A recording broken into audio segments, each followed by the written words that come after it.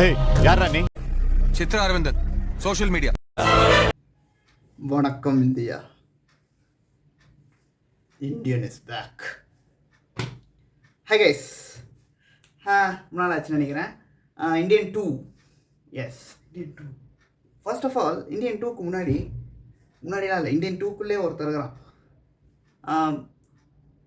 Chitra Aravindan. Yes, come back இண்டியன்றது, அப்புறம் go back இண்டியன்றது. இந்த கேரக்டர் ஒரு மாதிரி ஒரு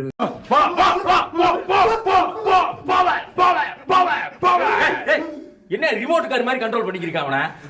வந்தானா போனா போனேனா இது நீ காசு கொடுத்துருப்பா பண்ணுவேன் அப்படிங்கிற ஒரு விஷயத்த வந்து இவ்வளோ பியூட்டிஃபுல்லாக போர்ட்ரே பண்ணவே முடியாது. அந்த மாதிரி ஒரு கேரக்டர் இருந்துச்சு. ஸோ இந்த படத்தில் வந்து நிறைய பேர் வந்து ரோஸ்ட் பண்ணுறாங்க, தாண்டி சம்வாட் விமர்சனங்கள் அதிகமாக வைக்கிறாங்க. So I have some points to talk about this film. So let's begin this.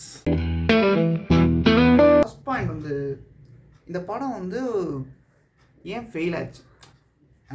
Actually ஷங்கரோட plus பாயிண்ட்ஸே என்னதுன்னா, ஒரு விஷயம் வந்து புதுசாக ட்ரை பண்ணுறது தான். ஒவ்வொரு படங்கள்லையுமே புது விஷயங்கள் இருக்கும். இப்போது அன்னியனில் வந்து மல்டிபிள் பர்சனாலிட்டி டிஸார்டர்னு இருக்கும். முதல் ஒன்றில் வந்து ஒன் டே சிஎம்மாக இருந்தால் என்னென்ன பண்ணலான்ற மாதிரி ஒரு something it's something different from other மூவிஸ்ன்ற ஒரு விஷயம் இருக்கும். அந்த மாதிரி சில விஷயங்கள் இருக்கும் சங்கர் படத்தில். ஆனால் இந்த படத்தில் என்னென்னா, ஏற்கனவே இந்தியனில் பார்த்த விஷயங்களையே திருப்பி ரீக்ரியேட் பண்ண மாதிரி இருக்கும். இதே பிரச்சனை 2.0 இருந்துச்சு. ஸோ சேம் 2.0 என்னென்ன இந்தியனில் என்னென்ன நல்ல விஷயங்கள் இருந்துச்சோ அதே தான் 2.0 ஜஸ்ட்டு அதை வச்சு கிமிக் காட்டியிருப்பாங்க. பட் அந்த எசன்ஸையோ இல்லை அந்த ஸ்டோரி கொடுத்த டெப்த்து இம்பேக்ட் கொடுக்க முடியல. But 2.0 was small film. So அது பெருசாக ஒர்க் அவுட் ஆகலன்னா கூட பிரச்சனை இல்லை. பட் இந்த படம் வந்து ஒரு பெரிய படமாக எடுத்து அதை ரெண்டாக பிரித்து அது இந்த படத்தை எக்ஸ்டெண்ட் பண்ண தெரியாமல் அதை நீட்டுறதுக்கு நிறைய விஷயங்கள் இருக்குது. அது ரொம்ப மாதிரி it's a mess actually this film. Then why Shankar's films are not working in now. கடைசியாக ஷங்கரோட படம் நல்லா எல்லாருக்கும் பிடிச்ச ஒரு படம்னா அது எந்திரன் தான். அதுக்கப்புறம் வந்து கூட வந்து ஓகே ஏதோ பார்க்க நல்லா இருந்துச்சு தான் பார்த்தாங்களே, மற்றபடி ஸ்டோரியாலாம் எந்த ஒரு ஒர்க்கும் அவ்வளோவா ஒர்க் ஆகலை. So somewhat they are so fixed in something like இது போதும், நீ ஏற்கனவே இது பண்ணியிருக்கேன், அது ஒர்க் அவுட் ஆச்சு, ஸோ அதையே திருப்பி பண்ணால் அது ஒர்க் அவுட் ஆகிரும்னு நம்புகிறாங்க. But it's not like that. எப்போவுமே நம்மளோட கேமை வந்து அப் பண்ணிக்கிட்டே இருக்கணும். நம்மளோட கரண்ட் ஜென்ரேஷனில் என்ன எதிர்பார்க்குறாங்கன்றதை புரிஞ்சுக்கிட்டு ரைட்டிங் பண்ணோன்னா தான் படம் இருக்கும். இப்போ இந்த படத்துலேயே வந்து அந்த சாங்ஸ்லாம் தேவையில்லை. யாருமே nobody enjoyed the songs at all in this movie, surprisingly. Then எனக்கு ஒரு கேள்வி இருக்கும், லைக் ஓகே இந்த படம் வந்து இந்த இண்டஸ்ட்ரியில் இருக்கிற பெரிய பெரிய ஆளுங்க எடுத்திருப்பாங்க, பட் அவங்களுக்கு தெரியவே தெரியாதா இந்த படம் பார்க்கும்போது இது வந்து கொஞ்சம் ஒர்க் அவுட் ஆகலையேன்னு. அதையும் தாண்டி எப்படி இந்த படத்தை ரிலீஸ் பண்ணுறாங்கன்னா, தெராஸ் இப்போது ரீசெண்டாகவே நிறைய சப்ஸ்டாண்டர்ட்ஸான ஃபிலிம்ஸ் வந்து பயங்கர ஹிட் ஆகுது. ஜெயிலரு, அப்புறம் வாரிசு, டான், இந்த மாதிரி படங்களில் வந்து லைக் இட்ஸ் ஒரு சூப்பர் படம், நல்ல ஸ்கிரிப்டுலாம் சொல்ல முடியாது. ஆனால் படம் வந்து ஹிட் ஆயிரும். சம்வாட் ஏதோ ஒரு சின்ன ஒரு இந்த விஷயம் இருந்தால் போதும் ஹிட் ஆயிரும்ன்ற. ஆனால் அது எதுவுமே வந்து இந்த படத்துக்கு கை கொடுக்கல. அதான் ரொம்ப சோகமான விஷயம். வேறு இதில் கமலை பார்த்தாலே கஷ்டமாக இருக்குது. போன வருஷம் 2022 வந்து விக்ரம் கொடுத்து எல்லாருக்கும் வாவ் அப்படின்னு வந்தார். அப்புறம் இப்போ இப்படி ஆயிடுச்சு. ரைட்டு, என்ன பண்ணுறது, ஒன்றும் பண்ண முடியாது. முடிஞ்ச அளவுக்கு வந்து ரைட்டர்ஸை கொலாபரேட் பண்ணி பண்ணால் கண்டிப்பாக நல்ல ஒரு படம் கொடுக்கலாம். மேபி எனக்கு தெரிஞ்சு பார்ட் 3 கூட எனக்கு பெருசாக அது மேலே ஒரு ஈடுபாடெலாம் இல்லை. But it's looking good. But no expectations at all. Expecting more from Shankar. And mostly இந்த படத்தில் வர கில்லிங் சீக்வன்சஸ்லாம் வந்து லைக் இது நல்லாவே இருக்கக்கூடாதுன்னு எழுதுனா மட்டும்தான் இந்த மாதிரி இருக்கும். அந்த மாதிரி தான் இருந்துச்சு எல்லாமே. Like it's they are talking பேசிக்கிட்டே இருக்கார். அதை தாண்டி அந்த சீக்வன்சஸ் எதுவுமே வந்து ஒரு ஃப்ளோவிலே இருக்காது. லைக் நடுவில் வந்து இந்த ஜெகன், அந்த இவன் பிரேவா பவானி சங்கர் அவங்க வீட்டில் அவங்கள மாட்டி ஒரு சீக்வன்ஸையும் வெட்டி நடுவில் மேட்ச் பண்ணியிருப்பாங்க. இது என்ன லாஜிக்னே புரியல எனக்கு. இது ஏதோ ட்ராக் காமெடிக்கு பதிலாக ட்ராக் கில்லிங் சீன்ஸ் அப்படின்ற மாதிரி இன்சர்ட் பண்ணி தான் விட்றாங்க. இது வந்து ஒரு சீன் இருக்குது அப்படின்னா இப்போ 2 சீன் காட்டுறாங்க பேரலாக. இங்கே ஒரு இடத்துல நடக்குது, இங்கே ஒரு இடத்துல நடக்குதுன்னா அதுக்கு வந்து ஒரு ரீசன் இருக்கணும். ஏன் 2 சீனுமே அடுத்தடுத்து காட்டுறாங்க, ஏன்னா அது ஏதோ கன்வெர்ட் ஆகும், ஐ மீன் கனெக்ட் ஆகணும். அப்போ தான் வந்து அது ஒர்க் ஆகும். எக்ஸாம்பிள் இப்போ இன்ஃபினிட்டி வார் எடுத்துக்கிட்டிங்கன்னா அதில் வந்து வக்காண்டாவில் நடக்கிறதையும் காட்டுவாங்க, டைட்டனில் நடக்கிறதையும் காட்டுவாங்க. ஏன்னா டைட்டனில் இருந்து ஸ்டோன் எடுத்துட்டா அதுக்கப்புறம் வக்காண்டா தான் வரணும். ஸோ இங்கே என்ன நடக்குதுன்னு தெரிஞ்சால் தான் அந்த கேரக்டர் இங்கே வரும்போது அதுக்கான ஒரு கரெக்டான இது நடந்திருக்கு, அதனால் இப்போ இந்த கேரக்டர் வரும்போது இப்படி நடக்குமோ அப்படின்ற ஒரு கனெக்ஷன் இருக்கும். ஸோ அந்த ஒரே நேரத்தில் 2 இடத்துல நடக்கிற விஷயங்கள் காட்டுறதுல ஒரு லாஜிக் இருக்குது. பட் இதில் வந்து அந்த லாஜிக்கே இல்லை. அவங்க ஜஸ்ட் டைமை வந்து ஓட்டணுன்றதுக்காக அந்த மாதிரி பண்ணியிருப்பாங்க. அதை தாண்டி இந்த பார்க்கிங் டாக்ஸ் அப்படிங்கிற இந்த பசங்க இருக்கானுங்க, இவனுங்க அப்புறம் அந்த வீட்டில் இருக்கவனுங்களே மாட்டி விடுவானுங்க பார்த்தீங்களா, அந்த நார்த் இந்தியாவில் இருக்கிறவன், ஆந்திராக்காரன், இவனுங்கெல்லாம் வந்து இந்த வீடியோ பார்க்கும்போது ரொம்ப ரியாக்ஷன் கொடுப்பானுங்க. இந்தியன் சொல்கிறாரு, oh my God Indian wow அப்படின்பானுங்க. இவனுங்களாம் பார்க்கும்போது என்ன தோணுதுன்னா, இந்த 90s கிட்ஸு சத்தியமானை பார்த்துட்டு மொட்டை மாடலில் வந்து ஊந்தானுங்க பார்த்தியா, அவனுங்களோட மாடர்ன் வேர்ஷன் தான் அவனுங்க. அவ்வளோதான். இதில் வந்து ரொம்ப வந்து ஒரு எப்படி சொல்கிறது, இவங்க ரொம்ப அப்படியே அரசியல் புரிதலோட தெளிவோடு இருக்கிற பசங்க மாதிரிலாம் தெரியல. அவங்களோட என்னென்னா லைக் இப்போது ஒரு யங்ஸ்டராக ஒரு டீனேஜராக நம்ம இருக்கும்போது ஒரு ஹீரோயிக் ஃபிகர் ஒன்று பண்ணுதுன்னா அதை நம்ம அப்படியே ஃபாலோ பண்ணுவோம். பட் நமக்கு அது கலை யதார்த்தங்கிறது புரியாது. அந்த மாதிரி பேஸில் இவங்க எல்லாருமே ரொம்ப வளர்ந்தவங்களாக இருக்காங்க, ஆனாலும் ஏன் அந்த மாதிரி மைண்ட் செட்டில் இருக்காங்கன்றது மட்டும் புரியல. இவங்க யாருக்குமே ப்ராப்பராக ஒரு ஜாப் இருக்காது, ப்ராப்பராக என்ன பண்ணுறாங்கன்னு நமக்கு தெரியாது. இவங்க வந்து என்ன தான் சொசைட்டியில் நடக்கிற விஷயத்து கேட்டாலும் இவங்க ப்ராக்டிக்கலாக என்ன தான் பண்ணுறாங்க, actually just making videos.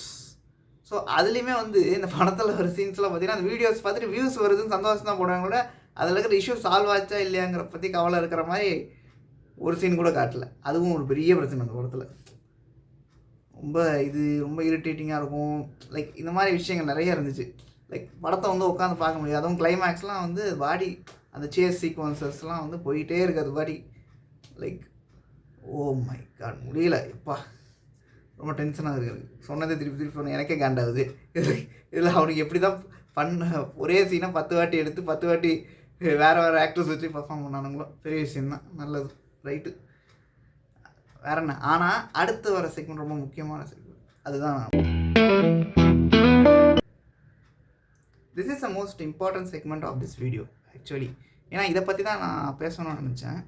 Like Shankar film, அப்புறம் அந்த அட்லி எடுக்கிற படம், இல்லை முருகதாஸ் படம், இதில் எல்லாமே பார்த்தீங்கன்னா ஒரு ஹீரோ ஒருத்தர் இருப்பார். அவர் வந்து சொசைட்டியில் இருக்கிற எக்ஸிஸ்டிங் ப்ராப்ளம் சால்வ் பண்ணுவார். எப்படி அப்படின்னா மோஸ்ட்லி என்ன பண்ணுவார், கொலை பண்ணியோ இல்லை திருடியோ இந்த மாதிரி விஷயங்கள். இப்போ ரமணா, ஜென்டில்மேன் எல்லா இடத்துலையுமே வந்து ஒரு இல்லீகலான விஷயத்தை யூஸ் பண்ணி இங்கே இங்கே நார்மலாக இருக்கிற ஒரு சொசைட்டியில் இருக்கிற ப்ராப்ளத்தை தீர்ப்பாங்க, இதுதான் சொல்யூஷன்ற மாதிரி ஒரு விஷயத்தை காட்டுவாங்க. இது வந்து படத்தில் பார்க்கும்போது நல்லா இருக்குது. இப்போ எக்ஸாம்பிள் மெர்சல் பார்க்கும்போது இலவச மருத்துவம்னா எல்லாம் கை தட்டினாங்க, வாவ் ஒண்டர்ஃபுல் அப்படின்னு சொல்லிட்டு படம் சூப்பர் ஹிட்டு. ஆனால் யோசித்து பார்த்தா கவர்மெண்ட்ஸ் ஹாஸ்பிட்டல்ஸ்லாம் வந்து இலவச மருத்துவம் தான் இருக்குது. அதை தாண்டி அதை ப்ராக்டிக்கலாக கொண்டு வர்றதுக்கு இப்படி பெரிய பெரிய ஹாஸ்பிட்டலில் இருக்கிற முதலாளிகள்லாம் வந்து பாக்ஸுக்குள்ளே போட்டு அடைச்சி கொலை பண்ணால் இதெல்லாம் சரியாயிடுமா? சரியாகாது. நல்லா ஒரு 2 நிமிஷம் நம்ம யோசிச்சாலே இதையாடா படமாக எடுத்து வச்சுருக்கீங்கன்ற மாதிரி இருக்கும். பட் நம்ம என்ன பண்ணுவோம், அது படமாக பார்க்கும்போது நல்லா இருக்குன்னு சொல்லிட்டு அதை பார்த்துருவோம். ஸோ இங்கே இந்த படத்தில் அதுக்கான ஒரு கான்ட்ராடிக்டரியாக ஒரு சீன் என்னென்னா, இந்த இந்தியனை ஃபாலோ பண்ணி ஒரு விஷயத்தை வந்து சித்ரா அரவிந்தன் பண்ணும்போது he faces the consequences in his family. So அப்போது எனக்கு பார்க்கும்போது எனக்கு என்ன தோணுச்சுன்னா, இதுக்குள்ளே ஒரு பொட்டன்ஷியலான கதை இருக்குது, இந்த கதையை எக்ஸ்ப்ளோர் பண்ணியிருந்தால் ஒரு நல்ல ஒரு படம் வந்திருக்குமோ அப்படின்னு எனக்கு ஒரு ஐடியா இருந்துச்சு. எக்ஸாம்பிள் இப்போ வந்து இந்த படம் எடுத்துக்கிட்டிங்கன்னா, சித்ரா அரவிந்தன்ற கேரக்டர் வந்து சின்ன வயசுலேருந்து இந்தியன் அப்படிங்கிற கேரக்டரை ஒரு ஐடியலைஸாக பார்த்து இது ஓகே நேர்மையாக இருக்கணும், லஞ்சம்லாம் தப்பு அப்படின்னு உணர்கிற ஒரு கேரக்டர். அவங்க அப்பா வந்து ஒரு ஆன்டி கரப்ஷன் இதில் வந்து ஹெட்டாக இருக்கார். ஸோ ஓகே நம்ம அப்பா வந்து லஞ்சத்தை ஒழிக்கிறவருன்றப்போ அவங்க அப்பாவே ஒரு ஹீரோவாக தெரிவார். ஸோ இவனே சின்ன வயசுலேருந்து ஒரு நேர்மையான பையனாவோ இல்லை இதுக்கெல்லாம் தப்பு அப்படின்னு உணர்ந்து வளர்கிற பையன் தான் அப்பாவே லஞ்சம் வாங்குறாரு அப்படின்றது பார்த்து அவனால் தாங்க முடியல. ஸோ அவனால் முடிஞ்ச என்ன பண்ண முடியும்? ஸோ அதனால் அவங்க முடிஞ்ச அளவுக்கு ஆதாரங்களை திரட்டி அவங்க அப்பா வந்து அரெஸ்ட் பண்ண வைக்கிறான். ஸோ அதனால் இந்த படத்தில் நடந்த மாதிரி எல்லாமே நடக்கும். ஸோ அப்போ தான் ஒரு விஷயம் புரியுது அவனுக்கு, லஞ்சம் வாங்குற தப்பு தான், ஆனால் அந்த லஞ்சம் வாங்குறவங்களை ஒழிச்சுட்டா அந்த லஞ்சம் ஒழிஞ்சிருமான்னு கேட்டிங்கன்னா ஒழியாது. ஸோ லஞ்சம் வாங்குறது எல்லாருமே வாங்குறாங்க. ஸோ எல்லாருமே வாங்குறாங்கன்னா ஏன் வாங்குறாங்க? நம்மளோட ஃபினான்ஷியல் நீட்ஸ்க்காக தான் வாங்குறாங்க. ஸோ இதோட பிரச்சனையோட வேறு தான் நம்ம அழிக்கணும். அதுக்கு வந்து வயலன்ஸோ இல்லை எக்ஸ்ட்ரீமிஸ்ட் ஆக்டிவிட்டீஸோ செட் ஆகாது. So the contradiction between Indians extremist behaviour and a normal realistic way of approaching the things. So இது மாதிரி ஒரு கான்ஃப்ளிக்ட்டில் இந்த படம் எடுத்திருந்தாங்கன்னா கொஞ்சம் கிரவுண்டடாக எடுத்துருக்கலாம். அது ஒரு பொட்டன்ஷியலான கதையாக இருக்கும்னு நினைக்கிறேன். அப்படி பண்ணியிருந்தால் கொஞ்சம் நல்லா இருந்திருக்கும். இந்த ஹீரோ ஃபிலிம்ஸ்க்கான ஒரு ஸ்டீரியோ டைப்பை பிரேக் பண்ணுற மாதிரி தான் இருக்கும். பட் அவங்க அந்த ஐடியாவே தொடலை. பட் இது ஒரு பொட்டன்ஷியல் ஐடியா உள்ளே வந்து இருந்திருக்கு. மேபி நம்ம இது கூட ஒரு படமாக பண்ணலாம், நல்லாயிருக்கும். லைக் ஒரு படங்களில் வந்து எப்படி ஒரு ப்ரொபகண்டாவை முன்னெடுத்து இதுக்கான சொல்யூஷன்றது தப்பான ஒரு விஷயத்தை காட்டுறாங்க. எப்பவுமே ஒரு படம் வந்து சொல்யூஷன் கொடுக்கக்கூடாது. ஒரு பிரச்சனையோட யதார்த்தத்தை காட்டி இதுதான் பிரச்சனை, இந்த பிரச்சனை நம்ம எக்ஸிஸ்டாக இருக்கோம், இதுதான் இப்படி நடக்குது அப்படிங்கிறத தெளிவாக. இதை நல்லா பண்ணுற ஆளுன்னா நம்ம வெற்றிமாறன் தான். அவரோட படங்களில் வந்து எந்த படங்களையும் சொல்யூஷன் இருக்காது. இப்போ விசாரணையில் வந்து போலீஸ் ஆஃபீஸர் வந்து இவங்களை கொண்டுட்டாங்கன்றப்போ கடைசியில் போலீஸ் ஆஃபீஸர் தண்டனைலாம் கிடைக்காது. அது அவங்க வந்து போயிடுவாங்க, இவங்க தான் செத்து போவாங்க. So they are creating an awareness that system is like that.